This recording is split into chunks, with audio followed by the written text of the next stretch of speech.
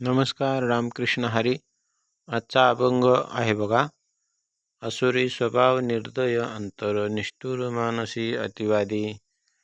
याती कुळ येथे असे अप्रमाण, गुणाचे कारण असे अंगी. काळकूट पितळ सोने शुद्ध रंग, अंगाचेच अंग साक्षी देते.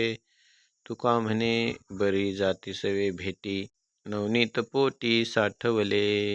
असुरी स्वभाव निर्दय अंतर म्हणजे काय माणसं विकृत असतात, असुरी स्वभावाचे असतात, निर्दयी असतात, त्यांना मानसी निष्ठुर अतिवादी म्हणजे त्यांचे विचार असे वेगळेच असतात, निष्ठुर असतात.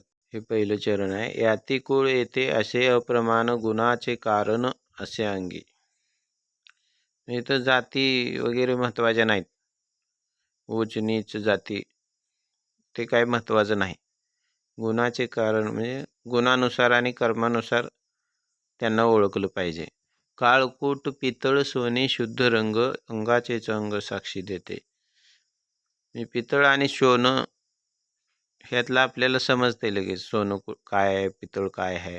त्या धातूवरनं लक्षात येते त्यांचे गुण. त्यांच्या म्हणजे त्या धातूमध्ये ज्या ते सोन्यात सोन्याचे गुण आणि पितळमध्ये पितळचे गुण असतात. तुका म्हणे बरी जाती सवे भेटी, नवनीत पोटी साठवले. नवनीत म्हणजे भक्ती थोडक्यात.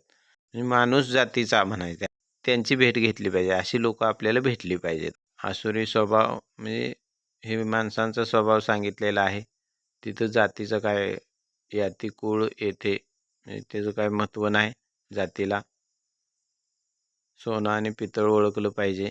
माणसाच्या जातीच्या माणसांना आपण भेटलं पाहिजे. असं हे 4 चरण आहेत. बघा, तुमचं काय म्हणणं असलं तर कमेंट करा. आपला नंबर आहे, कीर्तनासाठी वगैरे आपल्याला बोलवा. नमस्कार. धन्यवाद. रामकृष्ण हरी.